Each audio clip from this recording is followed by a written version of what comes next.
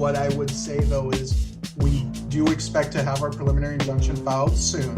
And we do expect the state has agreed to oppose by December 1st. And we're confident that Judge McGlynn will reach a ruling on that ahead of the January 1st deadline. That's Costas Morris. He is an associate attorney with Mitchell & Associates, one of the law firms representing a whole bunch of gun ban plaintiffs. Good morning on this Monday after Friday, with the Seventh Circuit U.S. Court of Appeals siding with the state, saying that the state has a likelihood of succeeding in the merits of the challenge against the state's gun and magazine ban. Welcome in. It's Bishop on Air. I'm Greg Bishop. Thanks for hanging out with us each and every weekday morning, and wasn't anticipating the Friday ruling, but it did indeed come out, and something that I think caught some people off guard just because we've been waiting for 4 months. They heard the case back in June, and then on Friday, the Seventh Circuit U.S. Court of Appeals decided to go ahead, went ahead and ordered that they are vacating the lower court's ruling of a preliminary injunction that they stayed back in May.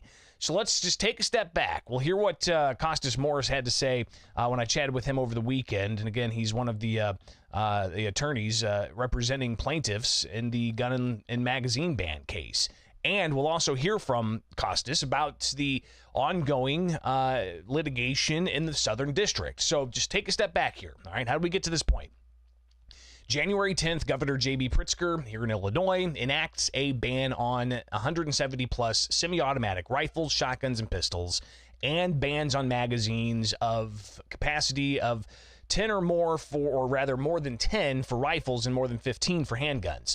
So that was enacted on January 10th. The measure also requires that by January 1st of 2024, those who owned these firearms before the January 10th deadline must register them with Illinois State Police. And that registration is something that obviously is got a lot of people stirred up a bit.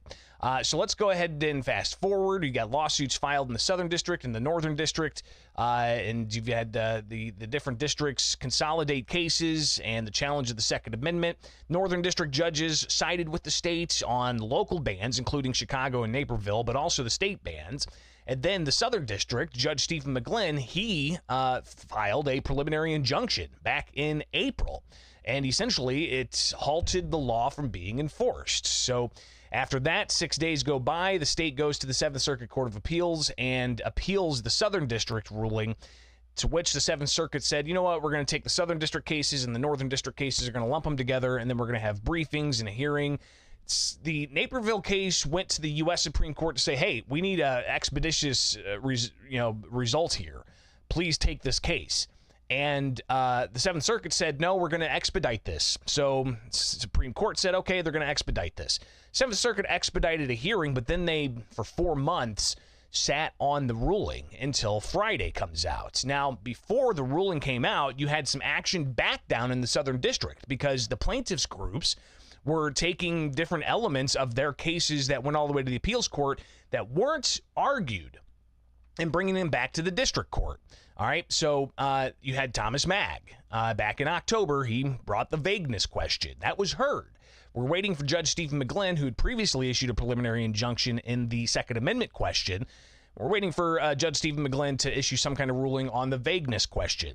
But then you had the Federal Firearms Licensees of Illinois bring their challenge, and they're wanting to amend their complaint to essentially say you have to, block the January 1st deadline.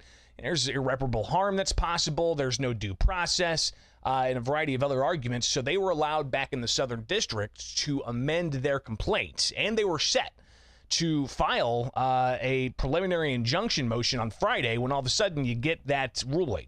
So from Mitchell & Associates, here's Associate Attorney Costas Morris, who you may follow on Twitter. I connected with him over the weekend, and we talked about really just his initial reaction to all of this. Costas Morris, I represent Federal Firearms Licensee of Illinois, Gun Save Life, Gun Owners of America, Gun Owners Foundation, and Piazza Armory. Support them all. Now, as to the appellate ruling yesterday. It was disappointing, but not surprising. So once we found out the panel included Judge Easterbrook, who was reversed in McDonald and wrote the Friedman opinion, I believe, we knew it was going to be an uphill battle. And although he didn't write this appellate ruling, it was actually Judge Woods. You can see Judge Easterbrook's fingerprints all over it. And what they did was kind of shocking, because even the lower courts that upheld the law said Friedman, the last ruling on this topic before Bruin, was no longer good law in light of Bruin and had to be reanalyzed. But this appellate ruling said, actually, no, Friedman's still good law, and they just simply seem to reaffirm that. And perhaps the most stunning thing they concluded was that rifles are not arms under the Second Amendment, because the banned rifles, I mean, because the military uses them.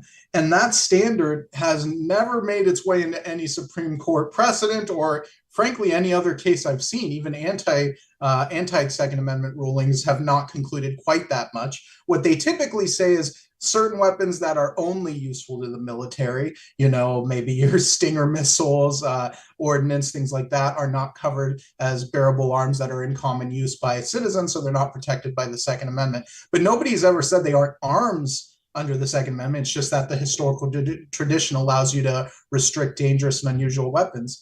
And the absurdity in this approach is apparent, but I think someone commented on Twitter yesterday, I forget who, I apologize, but it stuck with me. They said, by this approach, muskets in 1791 could be banned because the military used muskets in 1791. So the Second Amendment would literally not apply to muskets under Judge Easterbrook's military-only approach. So that was a stunning ruling in that regard, and I'm sure we'll see what the next courts happen to think. Now, we're still considering whether to pursue Supreme Court review. That's going to be a decision made above me, but that's certainly something that I think the Supreme Court will have to deal with eventually, be it now or after a final judgment. So again, a conversation I had with Costas Morris over the weekend, and those next steps are very much a question that people want to know. What's going to happen here? He mentioned the U.S. Supreme Court. You do have some of the statements that were released over the weekend from the Illinois State Rifle Association in particular. Let's check out what they had to say, because they went on to say that they are going to take this to the U.S. Supreme Court. They said it's always been and is our intent to take our case, and this is a separate plaintiffs group than the FFL of Illinois. The Illinois State Rifle Association says they do intend to take the case to the U.S. Supreme Court, where they say we believe we can get a favorable ruling for law-abiding gun owners in Illinois. We will continue to stand up for the Second Amendment and Illinois law-abiding gun owners and against our anti-gun Governor Pritzker in General Assembly. We will be working with our attorney to take the appeal to the U.S. Supreme Court. Federal Firearms Policy Council, they went on to say on Twitter that there's still more to be learned about the case as it moves forward, leaving the door open for victory. They say that they're reviewing their options and they plan to respond accordingly. But again, when talking with Costas Morris, the U.S. Supreme Court obviously is one option. What happened Friday came from a 3-judge panel, all right? Not the entire Seventh Circuit Court of Appeals, which is an option. That's en banc. Or they could take the question on the merits back to the Southern District. Because here's the key here.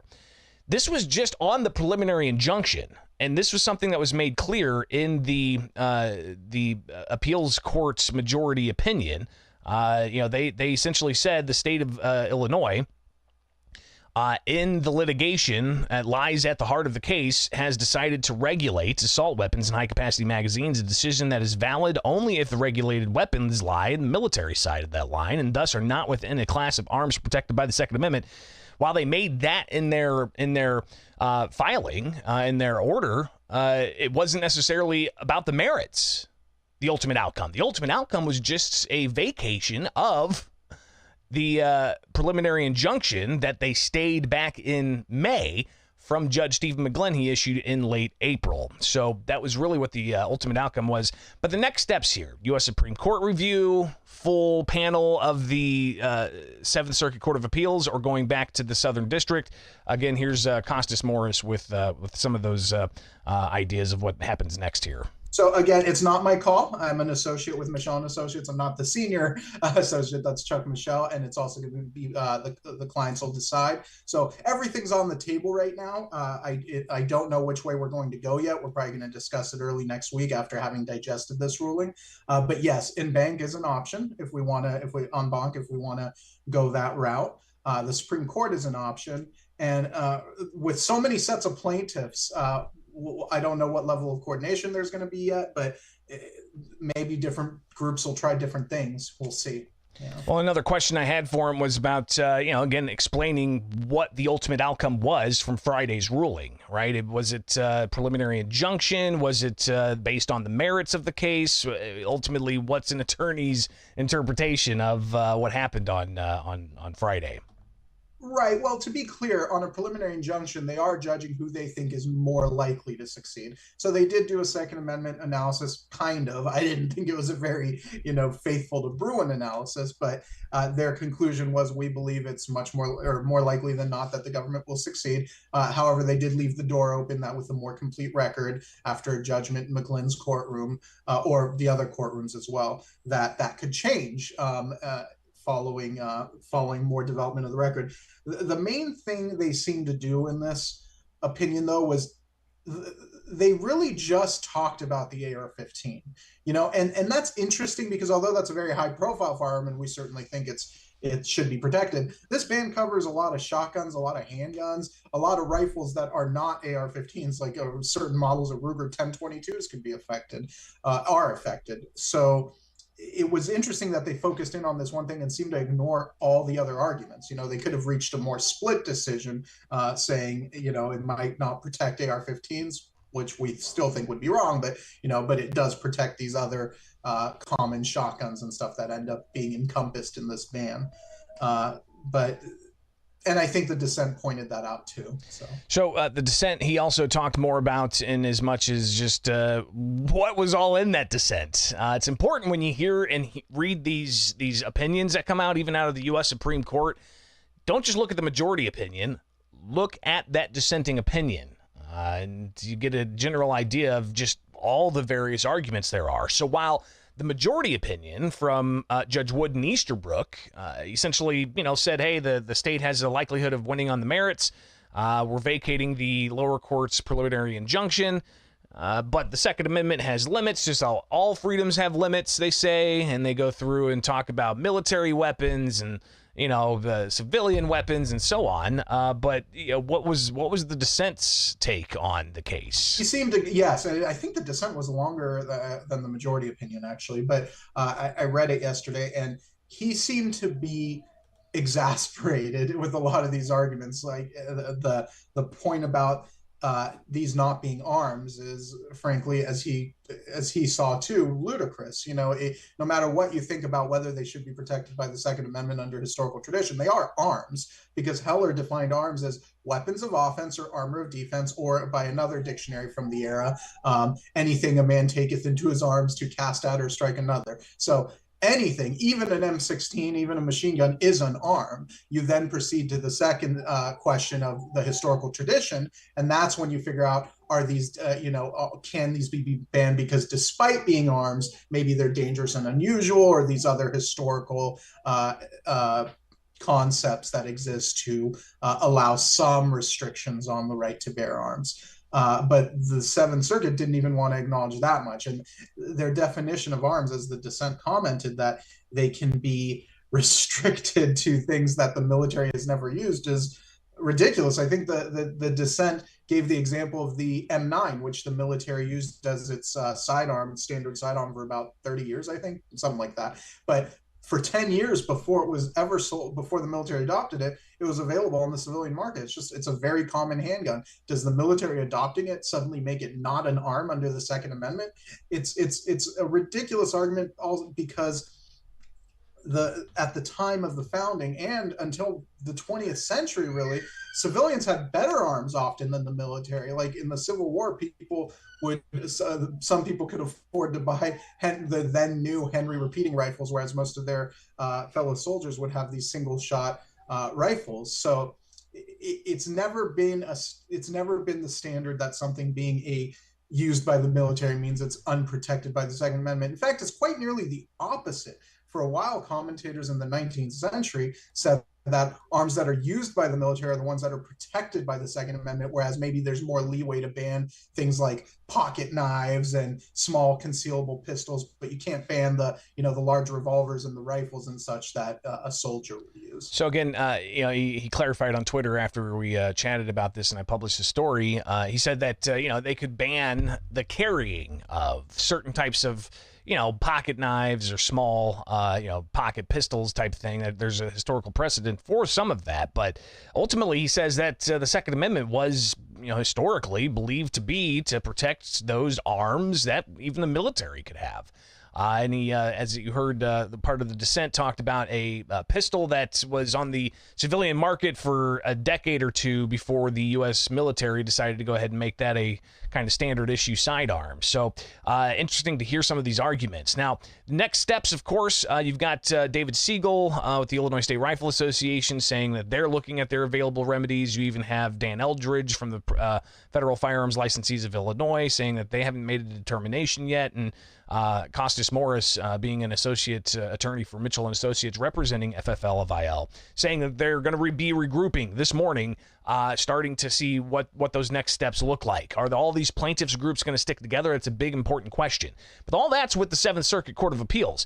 What about that motion to amend their complaint in the Southern District in front of Judge Stephen McGlynn that they were granted last week? And they were preparing to file that preliminary injunction, which could set a stage for McGlynn to give another preliminary injunction for this to delay that January 1st deadline for people to register their firearms or face criminal penalties.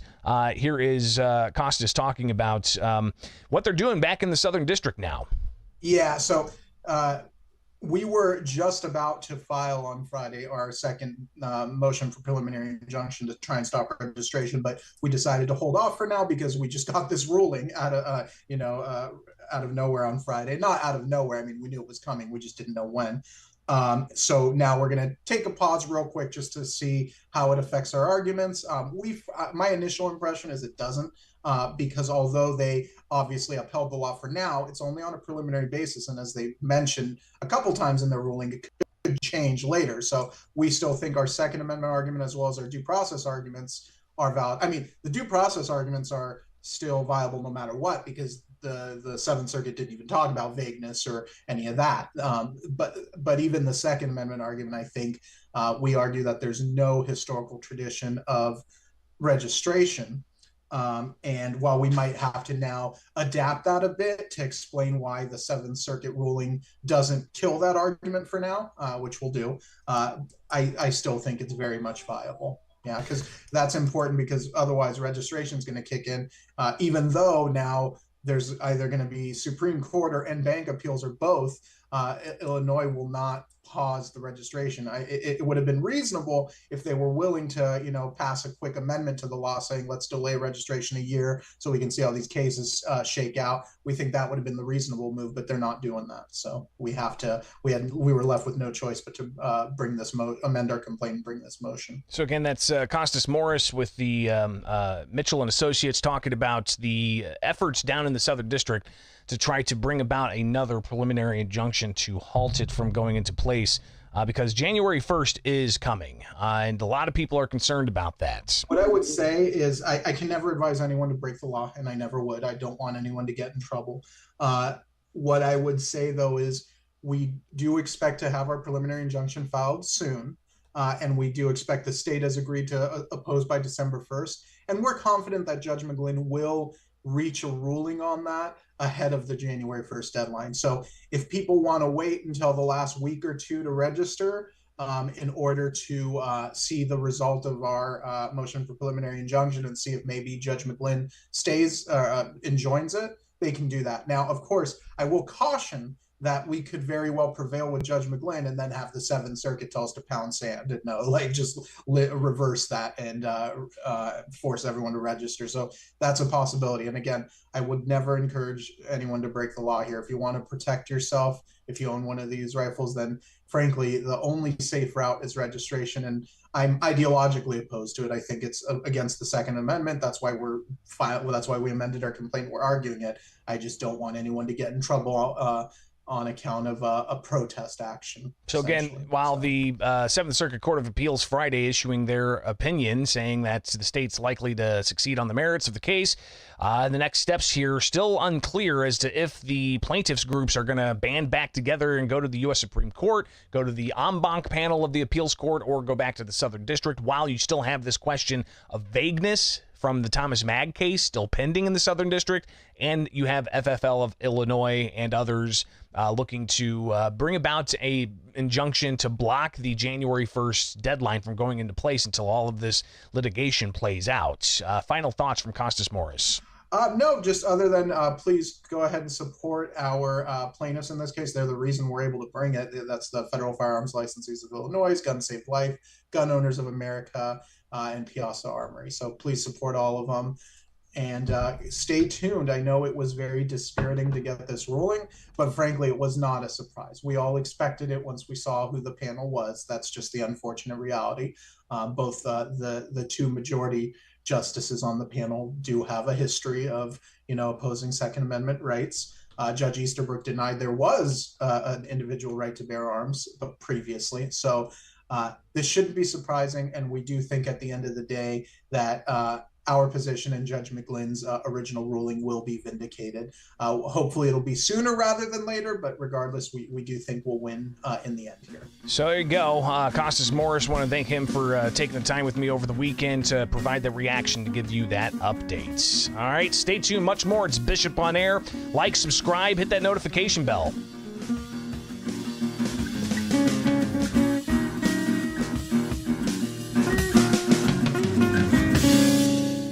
So Friday was the second public hearing up in Chicago with Illinois State Police to have public comments about the firearm registration rules that they filed as part of the Protect Illinois Communities Act, the ban on 170-plus semi-automatic firearms, attachments, magazines. You do not have to register your magazines. I want to make that clear. Illinois State Police have made that clear. But there's still questions about what types of parts that need to be registered. So we heard the highlights from the Springfield hearing last Thursday.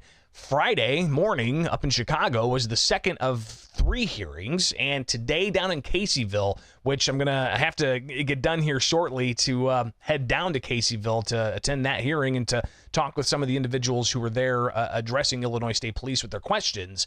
But you had Friday's hearing up in Chicago where they read off some public comments. You hear from a couple of supporters of the measure, and also Todd Vandermeide from Freedom Steel here on YouTube. He was there. But thanks for hanging out with me each and every weekday morning. Bishop on Air. Follow me on X. Follow me on Facebook. Follow me on YouTube. Like, subscribe, hit that notification bell. Let's go ahead and hear some of the highlights from the Chicago public comment period, with public comments being read by Illinois State Police officials. Is a pistol grip that fits an AR-15 style rifle an assault weapon attachment when it is installed on a bolt-action rifle that is indubitably not an assault weapon. The use of grips designed for AR-15 style rifles on bolt-action rifles is indeed common. What if one swaps grips between an assault weapon and a non-assault weapon? Yes, a pistol grip is an assault weapon attachment. Again, we refer you to the Illinois State Police website and FAQ number 11. So a lot of instances of that and more questions that brought about some answers. Is a safety detent spring that goes into a pistol grip that fits an AR-15 style rifle an assault weapon attachment? No. Is a pistol grip screw that is specifically marketed for affixing a pistol grip to an AR-15 style rifle an assault weapon attachment? No.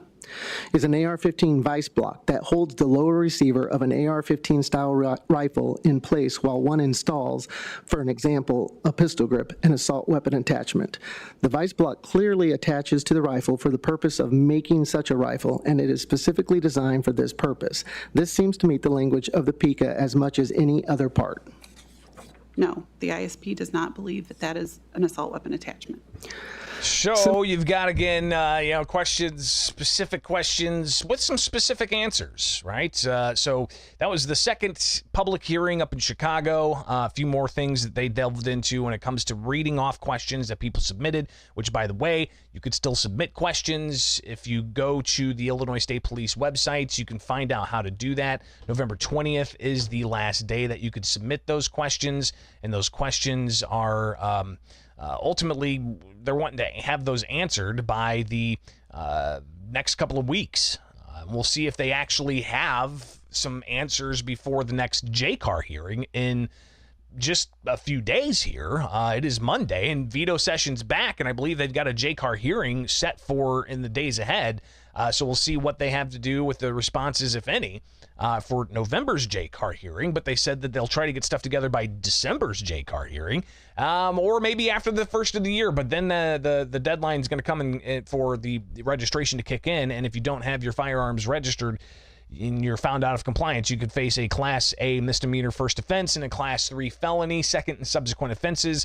More questions that were read into the public record from Friday's public hearing in Chicago. 1, the barrel shroud language. Is a Ranch Model Mini 14 and 1022 legal? 2, readily convertible magazines. The statute bans magazines that are readily convertible to high capacity. What does this mean? Is a 1022 okay because the handguard is part of the stock? What about something like a Kel-Tec RDBC or a handmade handguard for a or a handmade handguard for a Fight Light SCR receiver? We need clarification, not just on what guns are fine, but why they're fine and other aren't. Answers to these questions can be found on the ISP website on the Protect Illinois Communities Act page. Specifically, we would direct you to FAQ number 8. Is a forestock considered a barrel shroud and therefore regulated by PICA? The answer is no. A shroud is not an integral component of the stock, but rather a separate piece. For example, the wooden forestock on a base model Ruger 1022 does not constitute a shroud. Please see the ISP's PICA guide. Other examples of forestocks not constituting shrouds would be the base model M1 Carbine, M1 Garand, and Savage Model 850, assuming they have no other features regulated by PICA and have not been modified to include any regulated features or attachments. So again, you've got questions and some specific questions referring people back to the frequently asked questions or the guide or whatever the case may be. Obviously, questions persist because this can change every October 1st. If this law is upheld and kept in place, then every October, new rules can be promulgated by Illinois State Police that changes the list of firearms and attachments and things. So you have to constantly be, notified of this. And this is going to be an annual thing.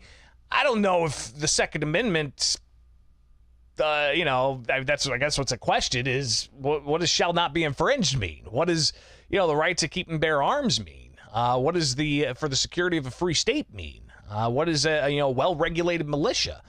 Kind of going backwards, but the Second Amendment, does it say that you have to check a list with Illinois State Police and check it twice each year? Here's a supporter of this measure from a gun control advocacy group making her statements and public comments in Chicago with Illinois State Police. Good morning, and thank you for this opportunity to make this statement. And I'd also like to thank the Illinois State Police and their entire staff and troopers for their service in keeping us safe every day. My name is Kathleen Sansis, and I am the president and CEO of the Illinois Gun Violence Prevention PAC, better known as GPAC. We are the largest gun safety organization in the state, and I am here to double down and reiterate our support for the Protect Illinois Communities Act. Since this law was passed and signed into law, gun extremists in this state have waged a merciless disinformation campaign attempting to find new ways to water down this critical legislation or even to do away with it completely. But what we're losing sight of is what even made this law necessary in the first place. We are here because a man armed with a semi-automatic rifle decided to open fire on a crowd trying to enjoy their holiday. 7 people were killed, dozens more were injured, and this is one of the 2 deadliest mass shootings to take place in our state. Enough with the circular debates, the wasteful use of our court systems, and other tactics meant to appease egos and pockets. The law is needed, and it is necessary as is. We are not here to entertain the whims of the gun lobby and their supporters. We are here because we know that when laws like the Protect Illinois Community Act are not left to stand in their entirety, it is our lives and the lives of our children, friends, and neighbors who will be left in the balance. We have seen the devastating consequences of gun violence in our communities and across this country. As we all join here together, the people of Lewistown, Maine are in agony over the rampage caused by a gunman who killed 18 people. Again, I say enough with any attempts to chisel away at a law that will save lives. Let public safety be something we can all get behind, and let it not be a matter that remains open for compromise. Thank you. I think that's, obviously you hear from the gun control advocates, but on the opposite side, you have those who say that fundamental rights can't be compromised. And you have to accept that. And there's other avenues that you can look at when it comes to addressing violent crime and mental health issues, and trying to keep prohibited people from having certain firearms. But we see time and again people, the ball's dropped when law enforcement are provided information about either somebody who has a mental health issue or is a clear and present danger, and so on. But the question of the law being necessary, she goes to this balancing of interests, right? Public interest versus fundamental rights. But regardless, Todd Vandermeide, he was there to represent the gun rights groups in his Freedoms Steel YouTube page. He's already shared some of this, but I do want to just provide some highlights from what he had to say, bringing up some interesting points on the questions about parts and such. Your statement yesterday directly contradicts the black letter of the law. The law says if you have a combination of parts, and this is an illustration of the types of magazine extension tubes that Mr. Sanders referenced in his comments yesterday, Mr. Witowski referenced yesterday in their comments. I would point out that your statement yesterday flies in the face of the state police's own submission to the federal court in the Southern District of Illinois. Here's a picture of parts. And as such, magazine tubes fall squarely within the combination of parts that can extend or convert, because the state police has offered no definition of readily restored, which means turned back to a condition it once was in, or converted to something it never was but can be made into something different. How do you guys get around the black letter of the law? The state police has indicated that it will take those comments under advisement and attempt to provide additional clarification in the proposed rules during the first notice process. Well, since you haven't provided a definition, in the case of Vanderstock v. Garland, argued in the Fifth Circuit Court of Appeals just a few weeks ago, the ATF, which I think we would all recognize as a very technical group when it comes to firearms, sat there and said that they submitted in briefs and footnotes that it's 8 hours of labor with a fully capable machine shop is the standard that they use to evaluate readily convertible or readily restored. And that information was provided to us yesterday, and it is being taken under advisement and will be considered as part of our corrections or amendments to our proposed rules during this first notice process. So this is the first notice process for people who haven't really followed how the sausage is made, so to speak. You know, the legislature passes a law, and then there have to be administrative rules from agencies to administer those laws.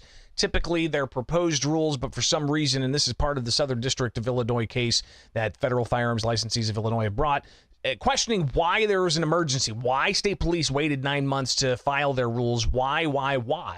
All of a sudden, it's an emergency, and they can have these emergency rules in place for 150 days because emergency rules go into place immediately. Why that instead of having a long process of having where these questions could all be answered and asked for months on end with proposed rules instead of having them as emergency rules? Again, goes to the question of due process and what exactly happened when it comes to the ongoing back and forth of dealing with these issues of the minutia of this, because the minutia is important. You can get caught up and face the possibility of losing your rights if you don't know the detailed minutia of what Illinois State Police are wanting to do. So those are some of the concerns from the gun rights advocates in face of the gun control efforts that are currently in place right now in Illinois. More from Todd Vandermine. The black letter of the law that GPAC wrote bans the 1022. And if you look at the 1022 specifically, there is a barrel band around the standard traditional old walnut stock model that connects the barrel to the forend. I don't see how you're going to get around this without a legislative change. And that's how I want to understand, how does the agency defy the black letter of the law? The Illinois State Police will propose rules to the Joint Committee on Administrative Rules, and it will be up to that committee to determine whether or not the Illinois State Police has exceeded its statutory authority. Okay, and I see that you quote the FAQs several times in your response to people, and thank you very much. But I have had the argument and discussion on the side of the road with your troopers about gun laws for being pulled over for a speeding infraction. Those FAQs aren't going to hold up when somebody is detained or questioned by a law enforcement officer. You can print those off all you want, and I've actually seen people hand parts of the law, not this law, but other ones, to law enforcement officers, and they say, we don't care. You may beat the rap, you ain't going to beat the ride. And that's what I think you have a big problem here, because you haven't defined readily restored, you haven't defined readily convertible, or what any of that means. So clearly more questions than answers, even after 2 public hearings, a 3rd public hearing down in Caseyville, which just looked at my map here. It looks like I got to get going here in a moment to be able to make it there on time. But Vandermine wrapping things up from Friday's public hearing, giving you some of those highlights. He went into a little bit of a science fiction land, but with real-world implications. Since GPAC is all pride in their authorship, along with Mr. Morgan, I just wonder why they hate Star Wars so much. You see, this is a picture of Obi-Wan's lightsaber from the original Star Wars movie. And you know what they used to make that, the prop masters? They actually used a World War I No. 3 Mark I British rifle grenade launcher. They also used a flash hider and booster from an A&M 2 50 caliber Browning machine gun. So the question is, as a good law-abiding citizen and Star Wars fan, do I have to register my lightsaber?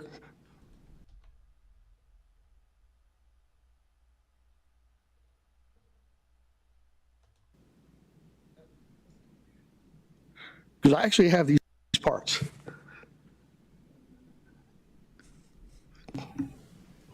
If it meets the definitions in the PICA Act, then it will be subject to regulation and the endorsement affidavit process.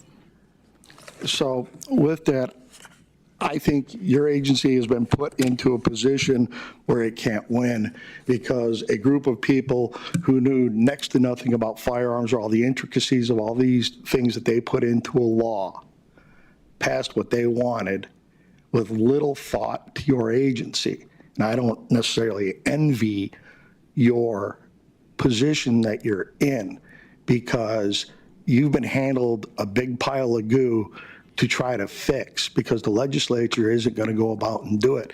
And I think you're in a catch-22 where you're damned if you do or damned if you don't.